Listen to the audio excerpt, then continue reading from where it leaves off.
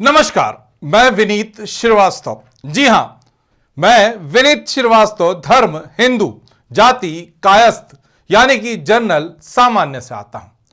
लेकिन इन सबसे पहले मैं एक भारतीय हूं। आप सोच रहे होंगे कि मैं यह सब आपको क्यों कह रहा हूं। दरअसल मध्य प्रदेश सहित देश के कई राज्यों में चुनाव की तारीखों का ऐलान हो चुका है और सभी राजनीतिक पार्टियां जीतने के लिए अपने अपने गणित लगा रही है। और इनमें सबसे पहला गणित है अलग अलग जातियों को साधने का। तभी तो Bhajpa Congress OBC ST SC पर फोकस करके रखे हुए है। जहां एक और भाजपा आदिवासी इलाकों में निर्माण से लेकर बड़ी बड़ी सभाएं कर रही है, तो वहीं कांग्रेस जातीय जनगणना से लेकर अपने वचन पत्र में आरक्षण को लेकर कई बात कर रही है। लेकिन ओबीसी एससी एसटी के वोट बैंक के चक्कर में यह राजनीतिक पार्टियां जनरल यानी कि सामान्य जाति के लोगों को तो भूल ही गई है। आरक्षण बढ़ाओ, सुविधा दो, पर जनरल कैटेगरी के लोगों को हाशिए पर मत रखो। आज मध्य प्रदेश की जनसंख्या लगभग 8 करोड़ के करीब है। इनमें से लगभग 30% आबादी जनरल कैटेगरी के लोगों की होगी। फिर ऐसा क्यों? दरअसल हर सीट पर जातीय समीकरण के आधार पर कांग्रेस और भाजपा उम्मीदवारों का टिकट फाइनल करती है। और फिर मध्य प्रदेश में तो ओबीसी एसटी एससी की आबादी लगभग 70% होने का अनुमान है। ऐसे में दोनों ही पार्टियों का ध्यान केवल ओबीसी एससी एसटी पर ही है, जनरल कैटेगरी पर नहीं। और अगर होता तो चुनावी वादों में जनरल कैटेगरी के लिए बहुत कुछ होता। एक नजर भाजपा और कांग्रेस के विचारों पर। जनरल कैटेगरी ब्राह्मण, कायस्थ, राजपूत, बनिया, क्या ये मध्य प्रदेश की जनता नहीं है? क्या इनके लिए कुछ अलग से आप लोगों को वचन पत्र में नहीं लाना था? ये कब तक आरक्षण की मांग अब जनरल कैटेगरी सहेगी?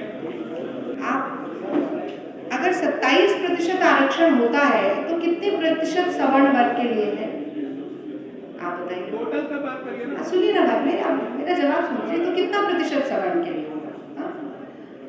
सीट वितरण से लेकर जातिगत जनगणना तक, अगर हम जातिगत जनगणना की भी बात कर रहे हैं, जो कि आजकल बड़ा ज्वलंत मुद्दा है, तो हम क्या कहें कि देश में कितने ओबीसी हैं, कितने दलित हैं, कितने आदिवासी हैं और कितनी महिलाएं ऐसी हैं जो ओबीसी है, दलित है, आदिवासी है, ये हमें पता तो चलना चाहिए। और सिर्फ ओबीसी, दलित और आदिवासी नहीं पता चलेंगे, तो ये भी पता चलेगा कि बनिया कितने हैं, ब्राह्मण कितने हैं, क्षत्रिय कितने हैं, सब पता चलेगा।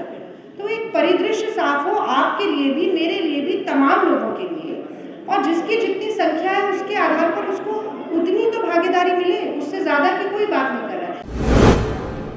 देखिए, आजादी के 75 साल तक कांग्रेस ने विभिन्न राज्यों और केंद्र में 50 से 60 साल तक शासन किया। और ऐसे में भी अगर आदिवासी, पिछड़ा वर्ग, दलित वर्ग, ये जितने भी वर्ग हैं, अगर वो विकास की बाट जो रहे हैं, तो ये सबसे बड़ा प्रश्न चिन्ह कांग्रेस पर और उसकी नीतियों पर खड़ा करता है।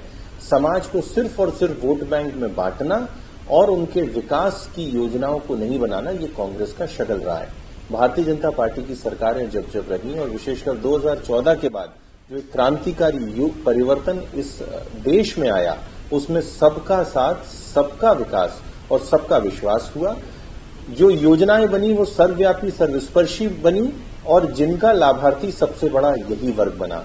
आज उसी विकासवाद और राष्ट्रवाद से परेशान होकर कांग्रेस वापस से समाज को जातियों में बांट के इस विकसित राह को तोड़ना चाहता है, पर ये कांग्रेस सफल नहीं हो पाएगी। ये जो समाज को तोड़ने की राजनीति है वो पहले अंग्रेजों ने शुरू की थी, अब कांग्रेस उसको आगे बढ़ा रही है।